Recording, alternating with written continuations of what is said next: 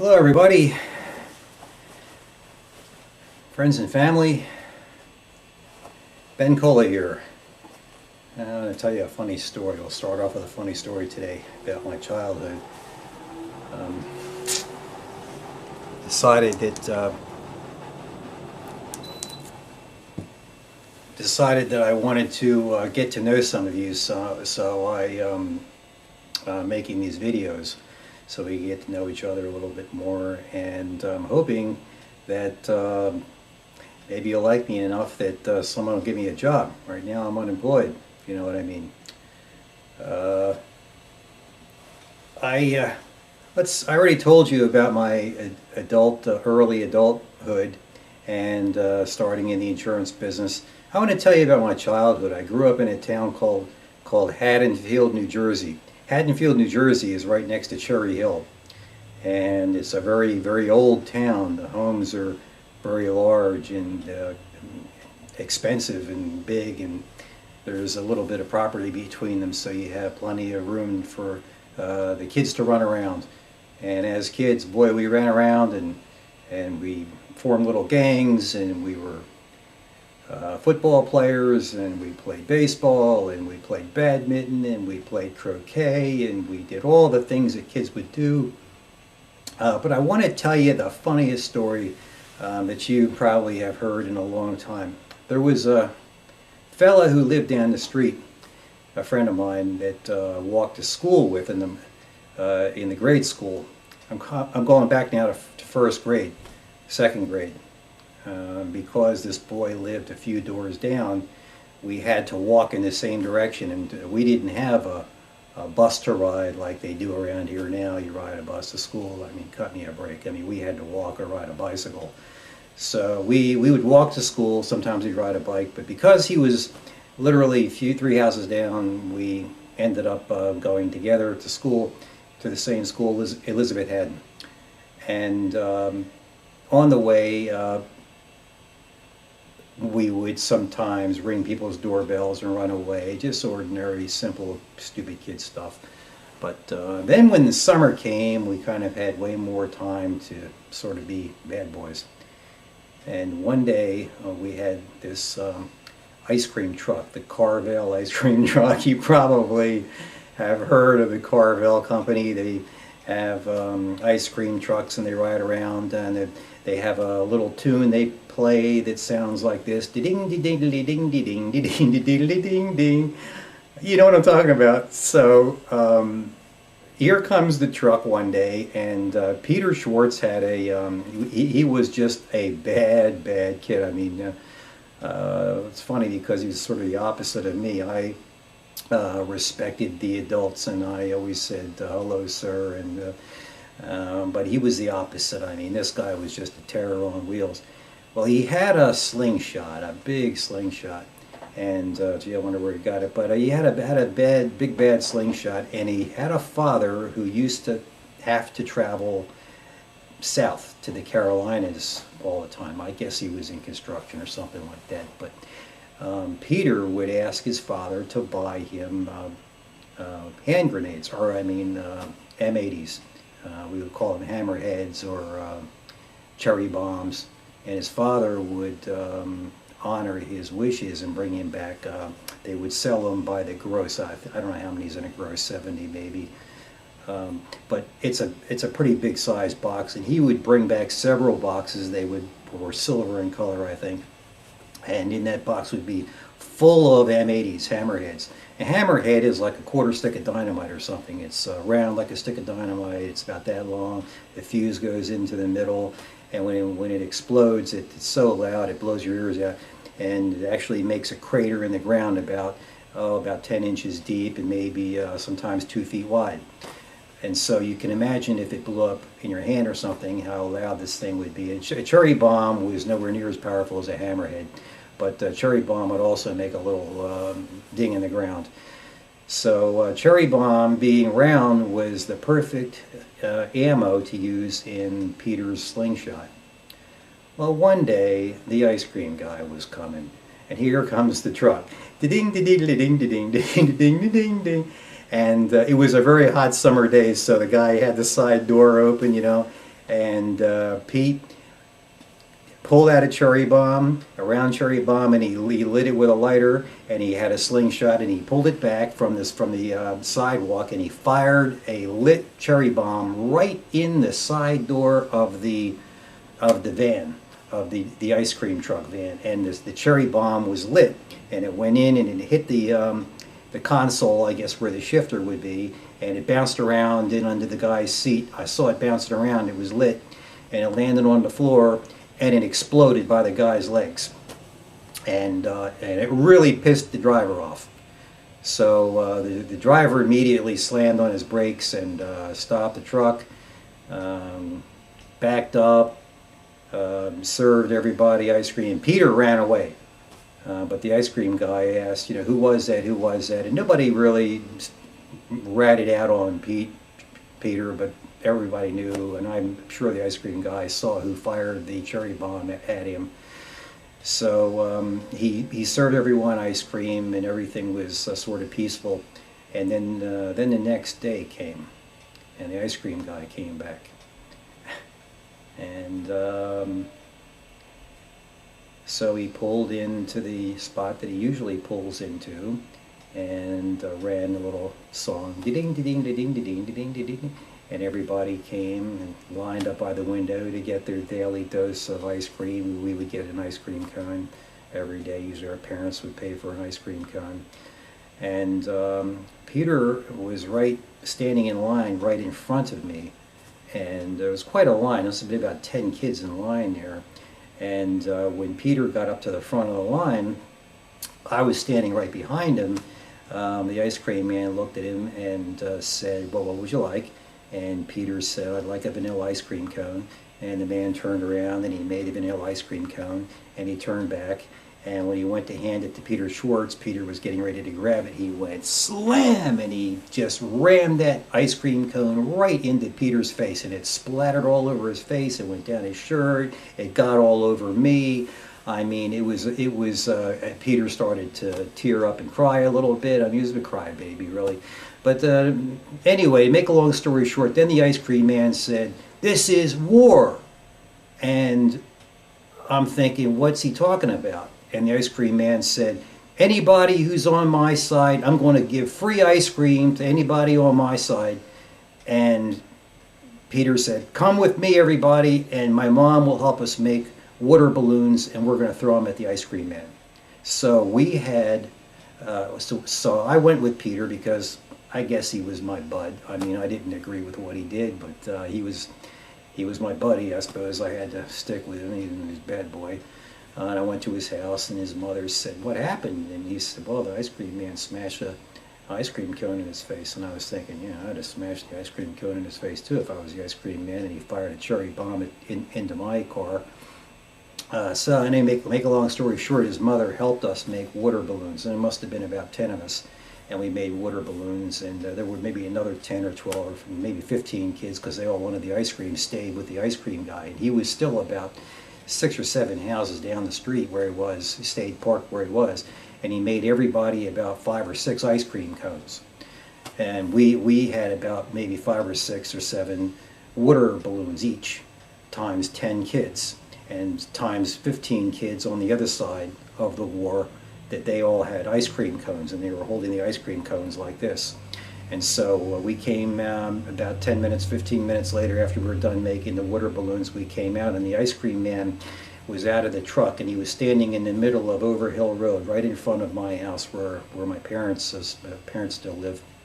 And they lined up, just like a Civil War or something.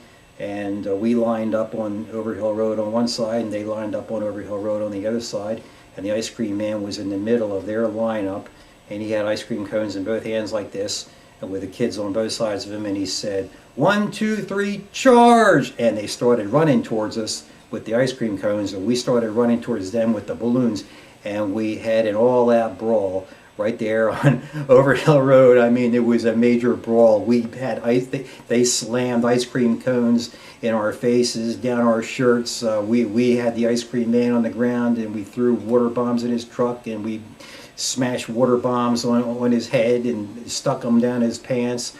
I mean, it was a major blowout, and ice cream and water was all over the street. The ice cream was what you could really notice in the smashed ice cream cones, just like 50 of them, all over the street for the whole block. And we're talking about a road with no traffic on it. And the ice cream man drove away, and about 10 minutes later, the police came, and we all ran. And the police didn't catch any of us. But then about a half an hour later, the street cleaner truck came. You know, one of those trucks that has the water coming out and it has the brushes and everything. And they had the hose down the street. And the city council, I didn't know what a city council was back in those days. I mean, I was just a little kid. But the ice cream truck never ever came back again. And then I asked my mom, you know, hey, whatever happened to the ice cream guy? And she said, well, because of what you guys did, they made an ordinance in the borough of Haddonfield, and the ice cream man's not allowed anymore to come into Haddonfield. So because we got into this brawl, we had no more ice cream. And that was, what, some 50 years ago, I guess. Now, I was visiting my father passed away last year. We're going to talk about that in a minute. And I heard the sound of the ice cream guy, and apparently they let them back into the town, which I guess is thank God. You know, the new kids get ice cream, and hopefully they won't throw a cherry bomb or an M80 at the guy and start this thing all over again, because war is a bitch, you know, and nobody wins. No ice cream when you have a war. Anyway, I have these flowers here for a reason. My father died last year.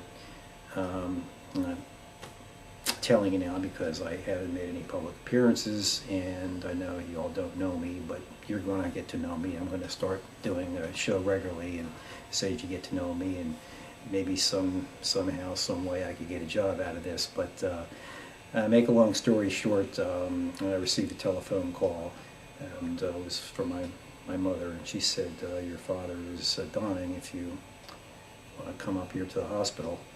And there was no way I could get there in time because he had had a stroke and a heart attack, and his kidneys were failing, and he had a high fever, and he had a plethora of things wrong with him, and at his age, I think he was about 86, 89 years old or something like that. So he didn't make it, and I was going to drive up to see him, and I have a Mercedes-Benz, an older one, but it has an electronic key, and one of the key, when I bought the car, it was used. One of the electronic keys wasn't working, so we only had one key. Now this is a key that's like a computer key, and if anything goes wrong with the computer inside the key, then the key won't work.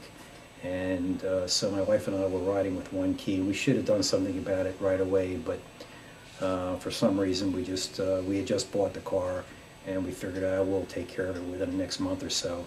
And we went to drive up from Florida to New Jersey to hopefully see my father in the last hours of his life. Believe it or not, the electronic key, the last and final key, failed, and the car would not start. God himself could not start the car. The steering column locked. And my father passed away, and I never was able to say goodbye. It's very sad. But on a brighter note, let's talk about my father for a minute. My father was an engineer all his life. He worked for RCA. You could Google him. His name is the same as mine, Benjamin Cola. He's Benjamin Cola II. I'm Benjamin Cola III. My grandfather being the first who came from Italy.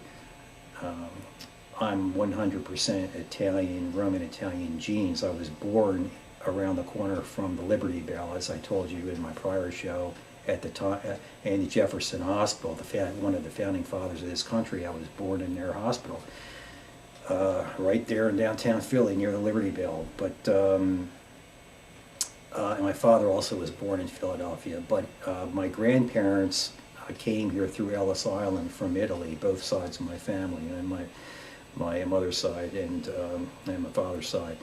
And so I'm 100% Roman Italian genes. And my father turned out to be quite a genius. He went to Drexel University, did very well. He became an electrical engineer. He went back to school again, got a job at RCA. He got advanced degrees from University of Pennsylvania, engineering, radar guidance, and missile ballistic guidance systems, and he's an electrical engineer and a mathematician. And I can tell you that it's quite amazing. And I'm, in a way, sort of the opposite. One of the topics I had trouble with in school was mathematics. For some reason, I did better in civics than I did in math. And my father tutored me best he could in math and sort of got me through. But my father could literally explain anything in the world using mathematics, only mathematics, and I mean without a word of English. And when he would come home from RCA and he did top secret work for the government, he had a badge, clearance level, the whole thing, top security. They did work for the Navy. He worked on undersea electronic warfare systems, and my father, along with a few other fellows at RCA, invented the modern phased array radar, which is now what the Aegis class Navy is still using to this day. That the phased array radar was invented by my father and a few of his buddies there at RCA. But now his older brother Rudy, also a genius electrician engineer. He passed away in the years before my father passed away. Has 23 patents, also a genius. Many patents, 23 patents. You can Google him. His name is Rudy Rudolph. Call him Rudy, R-U-D-Y, Cola, C-O-L-A, from Malvern, Pennsylvania. He's my father's older brother.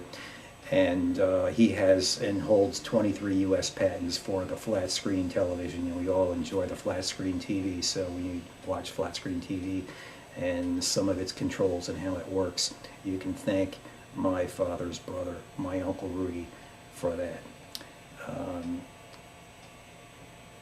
I feel like some of those genes wore off on me because I'm always thinking about new ways of doing things, ways to improve people's lives, ways to make things better. As my father. When my father would come home from work, he enjoyed his job so much that he would sit down in a big lazy boy, he had a green leather lazy boy chair in the living room, and he would come home from work with his badge at exactly 5:30 every day, and sit there and pull out a yellow legal pad, and he would start writing mathematics. And I was just, as a little kid, you know, I'd run over and I'd say, "Dad, what you doing?" And I'd look at the paperwork and I'd be there, "Holy Toledo," you know, I couldn't understand a word he was writing because it wasn't English. It was all mathematics and squiggly lines and letters and numbers and lines and arrows and wiring diagrams, and I mean, it was just absolutely something that something maybe Einstein would understand. And the funny thing about my father was that that's pretty much all he did. He really wasn't interested in much more than that. He wasn't. He loved to swim, as I do. But he did this top secret work, and he was interested in inventing new things. I would ask him, "Hey, Dad, what are you doing?" Well, it wasn't that he told me about the phased array that he was working on until after it was kind of well known and in use about it. But in the beginning, you know, he would never talk about work or anything like that. One day, after I started the insurance office, he, you know, I was still very young. He said to me, actually I was in school, this was before that, and he said to me, "Ben, I have an idea, and I want to bounce it off you." And I said, "What is it?" He said, "Well," he said, "I don't like computers very much." He said, "I like radar and dealing with radar." And and ballistic missiles. And I remember that he would take me to RCA in Morristown when they would have open houses, and he would show me gigantic videotape machines, and they would have big files that they would transfer, and they would be video files.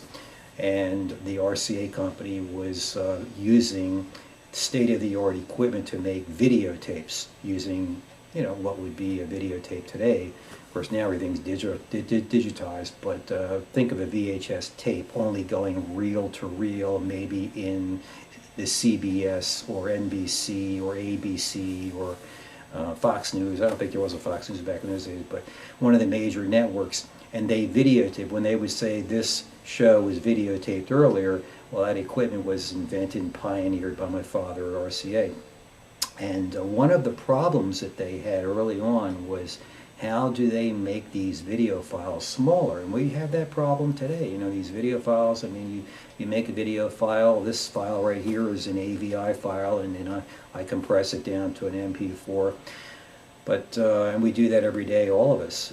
We do it with a click of a mouse. But I'm going back now 35, 40 years before anybody in a home would think of having a computer. Even a business wouldn't have a computer.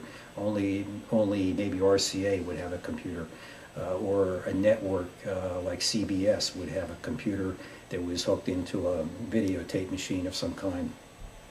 And one of the big problems they had was that the files were too big. And what are they going to do about it? And the files are all made up of zeros and ones, if you know how a computer works. You have zeros, a series of zeros and ones, and the zeros and ones are put back together, and that forms a file. And I don't know much more than that, other than it's a string of zeros and ones, and it's a hell of a lot of zeros and ones to make a photograph. And then a video would just be one photograph after the next. So basically you have trillions of zeros and ones. And my father said, these files are really big, and one of the problems that we're having is we need to figure out a way of putting it into a smaller place because it's taking up too much room. He said, and he said, I figured out how to do it. And I said, well, that doesn't seem possible. I said, you're telling me that the entire stream of information is all zeros and ones? And he said, yes. He said, it's all zeros and ones. And I said, well, if it's all zeros and ones, I said, then what could you possibly do? And he said, well, I have invented an algorithm that can take the zeros and ones and squeeze it down into a smaller series of zeros and ones, thereby making the computer file smaller, and then later re-expanding the file. Basically, he was talking about JPEG compression. And I looked at my father, and he said, Ben, I can do it, and I can do it without losing any clarity of picture, without losing any of the image, without losing any of the data. I can take this much information, make it this big, and then make it again back to the way it was. And I said, Dad, that doesn't sound possible. It just doesn't sound possible. He talked about that for several weeks, and pleaded with me to make some photocopies for him, to go make he had a whole book made, and basically called someone. And one day while I was home, and I was still living at home, just a child, two men in black suits came to the house, and they said, Mr. Cola, tell us what you have in mind. And I asked my mom, who were they? And she said, these guys are from IBM. And I said, IBM? You mean the IBM, like the computer people? And she said, yeah. And my father went into a spiel, and these two guys in black suits, I mean the finest black suits you ever saw, and I guess they were mathematicians or scientists or whatever, but they came from IBM, and my father, for about an hour, tried as hard as he could to explain to these two guys that he could take a series of zeros and ones in a computer file that's this big and make it this big and then bring it back to this big using his modern algorithm. And they kept saying, no, Mr. Cola, that's impossible. No, Mr. Cola, that's impossible.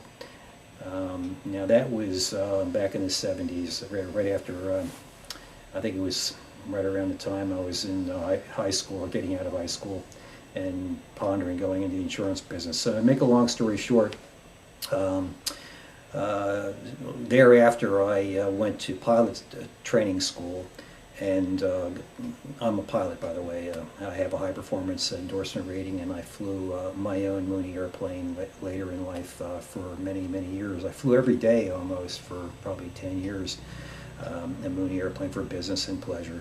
And a Mooney airplane's a nice plane to get just in case you're deciding on want to buy a Cessna or something. I recommend the Mooney. It's way faster, more fuel efficient, and it's a pretty hot plane. But make a long story short, I was filing a flight plan one day because I had to fly to New York or somewhere to see a real estate client, and I had a computer at home. I was one of the first people to ever have a computer at my home, and so I had to log on to the Federal Aviation Administration website to file a pilot report and to get the pilot weather. And they had a system, and I think it was called the DUAT system. I don't even remember what it stands for, but I remember one day when I logged in, it said, the information coming to you today will be streaming faster through the internet plugged into a telephone wire will be coming faster to you because the data is compressed and then re-expanded, and using modern algorithmic compression, the information will be squeezed into a smaller size file and pumped through the phone line to you to get your aviation pilot weather report before you take off in your airplane. And then I said to myself, I couldn't believe my eyes that my father was right again. My father had figured it out, and he had that idea 15, 20 years before they were using it, and the federal government was using it in the weather system, the DUAT system for the pilots to get their weather and to file their flight plans. And it's just sad that my father didn't get any credit for that, I guess. But everything else he said would come true. And he did some crazy experiments. I mean, a couple of times he'd be doing experiments in the basement. I remember one day he was levitating these steel balls. He took me to a store, and he bought these steel ball bearings. They must have been, maybe about that big around, maybe 3/4 of an inch around, perfectly round steel ball bearing made out of steel, not a lead ball, but a steel ball. And he built some kind of a contraption, and I asked Father, he was doing this on his own time, on the weekends, and I said, what are you doing? And he said, well, I'm doing some work. He said, I'm trying to make a scale. I said, a scale? I said, well, what are you using the ball for? He said, well, I'm going to weigh the ball. Why? I don't think that's what he was doing. And so I went in the back room, which is a room in our house where we have the furnace room, and he had a workbench set up back there, and he had an oscilloscope all the time. He had an oscilloscope, and he was built power supplies down there, and every kind of contraption you could think of. He had wires running everywhere on what they called breadboards in his experiments that he was doing in the basement. He was a true inventor. And he called me down to see, said, Ben, you want to see something? And come downstairs. I came down into the basement, and he had this steel ball floating in midair over these circuit boards that he had, and the ball was just floating and hovering in midair, and he had laser beams shooting at the ball. And he said, I can measure the distance to the steel ball with the laser beam. And so if I have a heavier steel ball, the laser beam, the ball will fall farther down in the contraption or something, and I can tell by where the ball goes how heavy the object is. He said I can also use it as a guidance system in a missile those missiles now, I guess, the people that were shot down in that recent Malaysian Airlines flight that were the Freescale people that were recently shot down, that came from the Texas company. They were basically pioneering the same invention that my father was working on 40 years ago. I think what they were working on was something that my father was pioneering, where they would use, instead of a gyroscope to fire a missile, they would have a steel ball or something, and they'd float it in midair, and then as a missile tracks towards the target, it would have lasers shooting at the ball, and as the ball had inertia, so if the missile moved to the left, the ball would move to the right. The laser would measure the distance closing to the right, and then retract the missile back on target. And meanwhile, there would be something in the front telling the missile which way to go. But in any case, the missile would track based on, instead of a gyro, it would have a ball, and it would float in the air. And so they called that company Freescale. So this is just conjecture, but with everything that came true that my father said, I kind of think that he was working on that kind of a project 40 years before these Freescale people ever came up with any kind of idea. And I think that Malaysian airline disappeared because those people were on their way to China with the data on how to float that ball in midair and track a missile through the sky. And I remember my father he worked on the Nike Zeus and the Nike Hercules systems, and I never knew it, but until recently I knew the missiles were there because we would go to Berlin, and they would have open house and about once a year like they did at RCA. And then even though he didn't work there every day, he worked at RCA, but I guess from time to time his work was being used at the Nike Hercules anti-missile site and anti-aircraft missile site. Now, I didn't know it, but I found out just a few years ago when I was watching the internet about the Nike Hercules and the Nike Zeus program that those missiles actually were nuclear missiles. And I was shown those missiles. I was taken down into the silos as a little kid, and because Berlin was only a few miles away, and it was amazing. I saw the missiles in the silo, and so I watched the Air Force showed us movies, or it was the Army, I don't forget which, but they showed us movies right there. Even though we were on site, they showed us the equipment, and but they showed us missiles, pictures of the missiles flying through the sky. But I never knew that they actually had nuclear warheads on them. And but those missiles were used as a defense for Philadelphia, because in Philadelphia, which was to the west, just to the west of where we lived, where I was born, and then like I said, I lived in Haddonfield, which is just over the river in New Jersey, next to Cherry Hill, that if the commies, or they would call them the Soviets, should be open warfare or whatever, and if they should send bombers, they may try to knock out New York City, knock out Philadelphia, knock out the Navy Yard, because there was a major Navy Yard in Philadelphia, I guess there still is, that they would launch these nuclear-tipped anti-aircraft missiles, and they were designed. I found out now that they were designed to knock whole fleets of bombers out of the sky per missile, and I guess all that radioactivity then would just rain down on us. But from what they were talking about on the internet, they were saying that would be better than having bombs from the airplanes rain down on Philadelphia. So I mean, we lived as a child. My father would tell me about the horrors of nuclear missiles, and I remember watching that black and white movie. Was it Dr. Strangelove? You know, when the B-52 bombers took off and something went wrong with the code, and the colonel went crazy on the air base, and he launched an attack against the Soviet Union without permission from the president. And it was kind of a silly, it's a funny story. I think I'll watch that movie again tonight. It's pretty funny. But I mean, if it ever is possible, something like that could perhaps happen one day. Maybe not with insane people, but well, yeah, insane people, but they might do it really on purpose, or over a small piece of property, or over religion, or something like that. But in any case, back in the days when I told you the funny story about the ice cream truck, you know, we used to hold these drills. When I was in kindergarten, we had about twice a week, the fire bell would ring, and the teacher would start screaming, and she would say, "Attack, attack, attack." And we had to run into the hallway. Sometimes they would make us run into the hallway, and we would have to line up against the wall and duck down, lay down on the ground and cover our heads. We had to duck and cover. We had to lay like that for 10 or 15 minutes, and then they would sound the all clear and everybody could get up. And sometimes it would make us just stay in the classroom and put our head under the desk and to cover our heads. And then they would explain to us that This we were doing this is in the event of an atomic attack.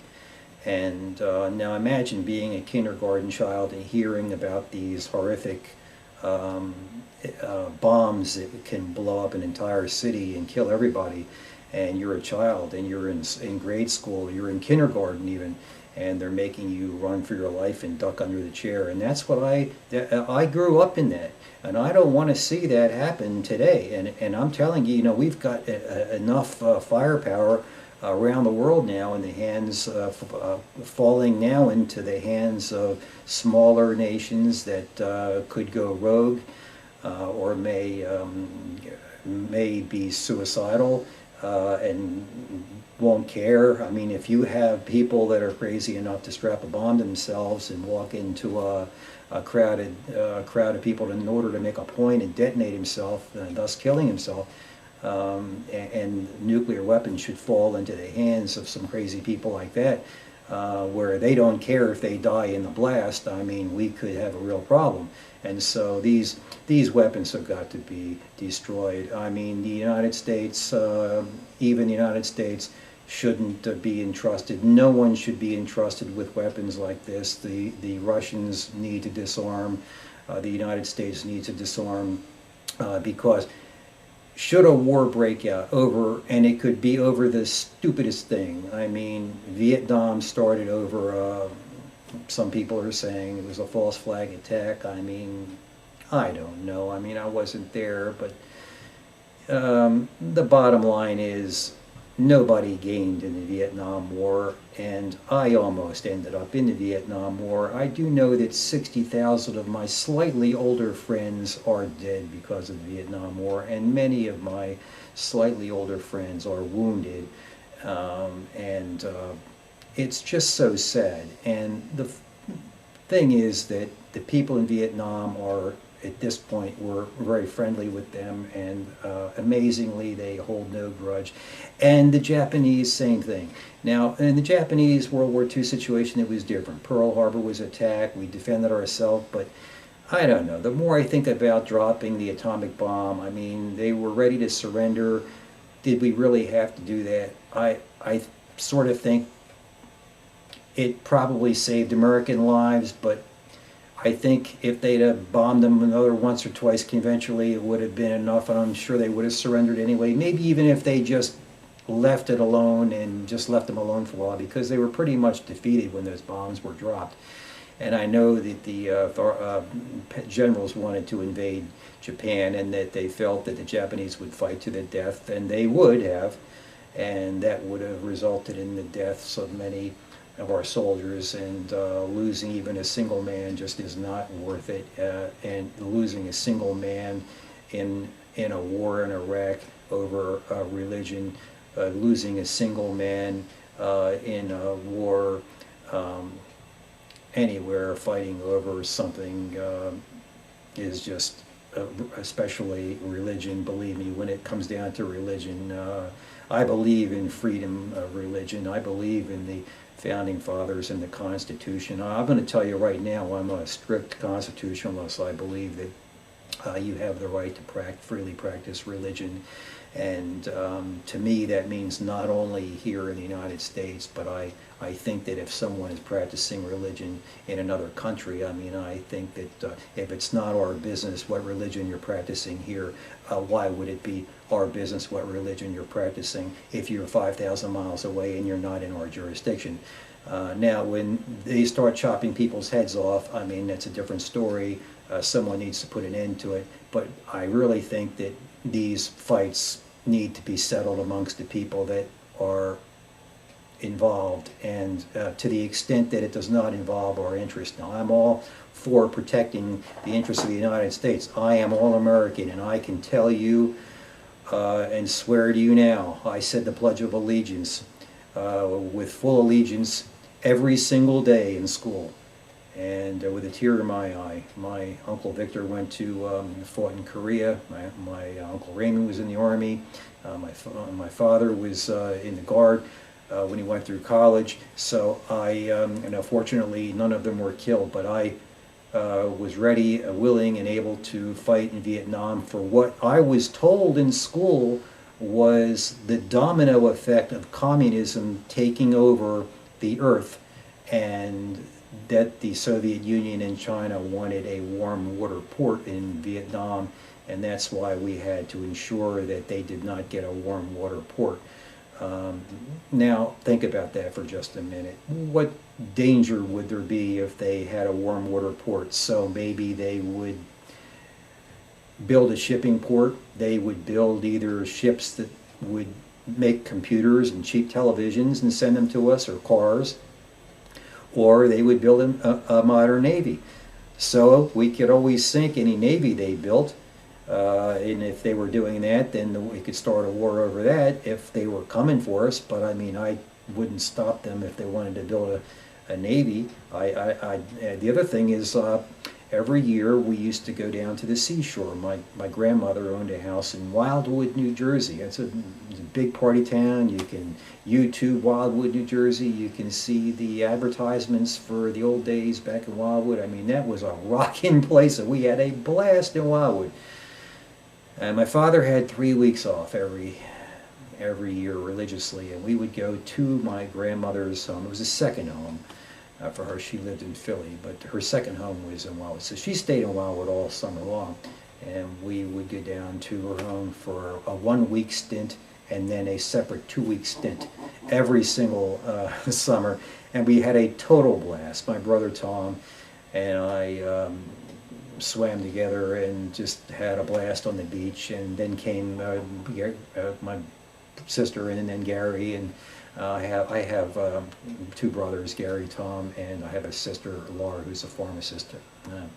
But make a long story short, my father, when he would go to the beach, because he had a position of such a clearance level and he was so important, wasn't allowed to really go away too far by himself, and he was always watched at all times. Matter of fact, there was whenever he left the house and went to the beach, always within about a block or so, there would be two dudes sitting in a red Jeep, and they'd be just watching over us. And I found out, later, after they had grabbed my dad, what they were and who they were. But they were agents, probably FBI agents or CIA agents, or maybe they were just hired by RCA as private security, I don't know, but they were there to keep an eye on my father to make sure that he didn't drown.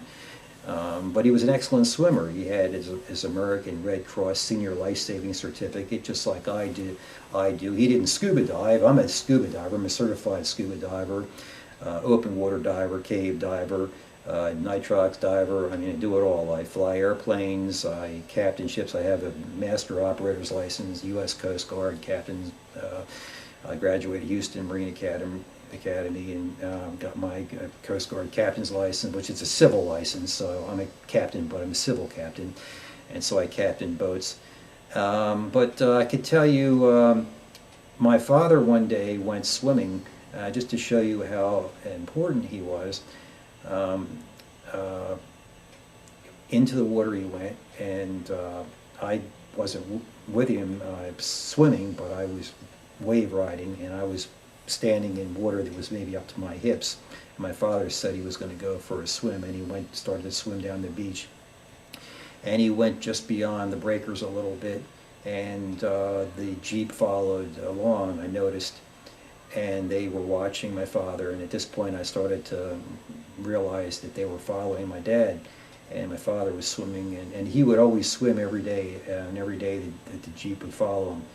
And for 3 weeks, and every day he would swim up and down the beach. Well, one day, apparently, I guess maybe there was a shark in the water or something, but they got out of the Jeep, and they started going like this: come in, come in, come in. And they stopped him from swimming, and he said, "Well, what's the matter? There's nothing wrong. I'm an excellent swimmer." And they said, "Oh, no more swimming. We're not going to let you go swimming anymore in water that's over your." He wasn't allowed to go past his belt line, and he said, "Oh, screw you! I'm going to go swimming." They grabbed him and they arrested him. They didn't cuff him, but two big guys, they grabbed him and they pulled him down, and they put him on the Jeep, and they took him away. And about 15 minutes later, they brought him back. Actually, he walked back. About 15 minutes later, back to the blanket. We had an umbrella set up. We were wondering where they had taken him, and he said that they were the authorities, and they were there to watch over him, and that for security reasons he wasn't allowed to go in the water, and the possibility he would be, they said, snatched and grabbed, kidnapped in the ocean by, apparently they were worried about the Russians, because the Russians had trawlers. You could see them out in the ocean.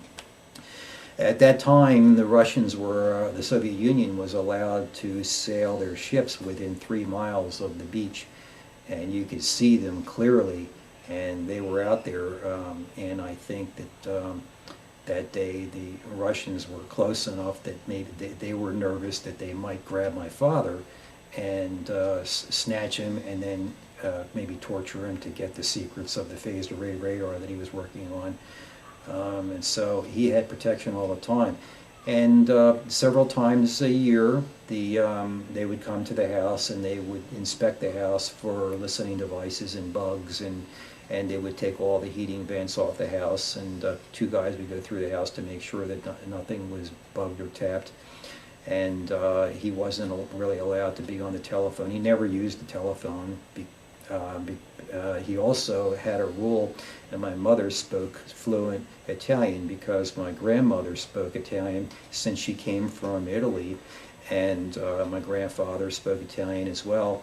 My mother, who could speak fluent English because she went to all her, never had the chance to learn from my mother, who could have very easily taught me the Italian language, and I could have took 2 years Spanish at school so I could speak some Spanish, but I really didn't really do that well. I mean, I learned more Spanish from the Spanish people that I sold houses and insurance to, because when you're in school, you know, when you're young, you're paying attention to the cutest girl in the class, and but I did have 2 years of high school Spanish, which was a requirement. And it was very much like Italian. So my mother could have really helped me, but I was not allowed, nor were any of my brothers or sister allowed to speak a foreign language of any type in the house.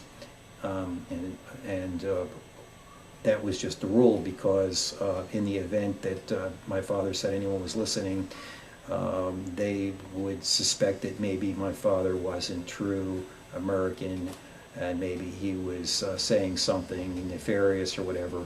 And my father, going along with this, he himself never learned Italian, although he sang. He had an absolutely beautiful voice, and when he was in the shower, he would sing Italian opera, and it would just make your tears come to your eyes. His voice was so beautiful. And I remember him saying that with respect to music, that one day he decided that he wanted to build a stereo. This is also when I was very young. And he built his own stereo. He soldered together an amplifier, and he made all the parts and put the speakers together. Well, he bought the speakers, I think, but he built the amplifier and the preamplifier, and he bought a turntable, but he had to put the cartridge and the needle on. And this was before the compact disc, obviously, and before they had a computer. And my father took me with, he said, "Ben, on a Saturday, do you want to go to the store?" He said, "I have to buy a needle for my new stereo," because he was building a new stereo, and he was finished, and he needed the needle. Was the last thing was the needle, and he needed to buy a diamond needle cartridge for his turntable. And he said, "Then I'll be able to play my my record albums like The Sound of Music and Oklahoma and Tchaikovsky's 1812 Overture, the original with the cannons firing," because he was a true audiophile. I mean, he had the best, built the best possible stereo. And on the way to Lafayette Electric, where he bought this needle, he was little bit despondent. He was saying, you know, I really kind of hate doing this. And I said, what do you mean? He said, well, you know, this whole idea with having a needle, he said, he said, I want to tell you why I didn't buy the needle first. He said, because he said, I wanted to make a laser beam that would read the record, because the record could be put on the turntable, and I can read the record with a laser beam, and then I wouldn't have to have a diamond needle rubbing this plastic record as it went around on the record. He said, and I'm just waiting. He said, because it's just a matter of time before somebody commercially produces a laser that can read a record. And so he was talking about the CD, and I'm going back now to oh, I guess I was in maybe 3rd or 4th grade, so I mean, you do the math. I'm 60 years old. And so he was so far ahead of his time. But I mean, he was using laser beams to measure floating steel balls in the basement. So he knew what he could do with a laser beam and an oscilloscope, and he knew that he was able to do that. And so I just wanted to let you know that pretty much everything he said came true. And the last thing I want to say, the best experience that I had with my father toward the very end of his life, he never did buy a computer because he was just too old to kind of get into it, and he was bedridden, and my mother just was dealing with taking care of him, and so he had a TV in his room, and that was about it.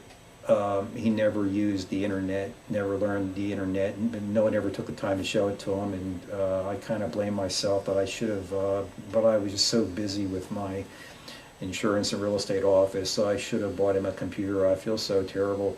I should have bought him a computer and got him interested in the internet, even in the early days of the internet, but I didn't, so I sort of blame myself. But he said that one day the entire Encyclopedia Britannica, and we had a subscription to the Encyclopedia Britannica. Ever since I was a little boy, a man from the Encyclopedia Britannica would come to the door of the house and say, do you want to buy the Encyclopedia Britannica? And then every year he would come back and sell us the new yearbook. And we had the Encyclopedia Britannica bookcase, and I mean, we're talking the full-blown, you know, million pages, like 25 book edition Encyclopedia Britannica, with the books are this big and they're this thick each, and there are maybe 25 books. He said one day, he said that entire Encyclopedia Britannica is going to be on a tiny little crystal about this big. And he said that when I was in about 3rd grade, so you do the math. And I just said that just doesn't seem possible. But then again, everything else he said came true. Well, about 6 years ago, I went to visit him, and I had just bought an iPod. Remember the iPod, like the first one, the Nano, and the iPod came out, and I bought an iPod at Walmart. And I listened to that iPod, and I thought, wow, this is absolutely amazing. And you know, you could put about 1,800 songs on that thing, and it was just, and with those Apple earphones, I mean, that thing just rocked and rolled, and it sounded fantastic. And I said, and it was so small, I mean, it was just amazing. And I said, you know who needs to see this? Dad. Dad needs to see this, because he's an audiophile, and he knew all about compression, and obviously these songs work on sound compression, and that much information, say an entire album, maybe 1,800 songs, can be put, or even more, into a tiny little box about this big, pretty much what my father said, but actual music, not even the Encyclopedia Britannica, but being an audiophile and being able to listen to what you knew would come true, the compression of data, at a tremendous fidelity through these little tiny earphones and a tiny little thing that you hold in your hand. Well, I brought that to him about 6 years ago when I went to see him, and he came down into the kitchen for his lunch, and I said, Dad, I want to show you something. And I'd driven all the way up from Florida, and I brought my Nano with me, and I said, Dad, and he had never seen one of these things before. He said, what's that? And I said, This is called a Nano, an Apple Nano, and an iPod. I said, and it has almost 2,000 of your favorite songs in it. So I knew what songs were his favorites, and I keyed up the Oklahoma songs and some Sound of Music, some of the cuts from the Sound of Music, and Tchaikovsky's 1812 Overture. It just totally blew his mind. And he said, "Look, what are these earphones?" And they were so tiny. I said, "Well, they go in your ear. They're not the kind that go over," which is what he thought they would be. And he put them in his ears. And then I turned it on and I said, "Here, hold it." And I showed him that he could just turn this dial to turn the volume up. And he cranked that thing all the way up, and he just cried.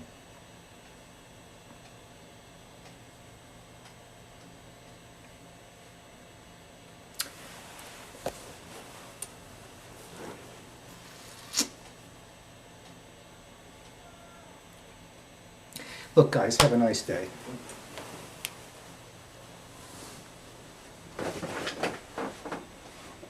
No, honey.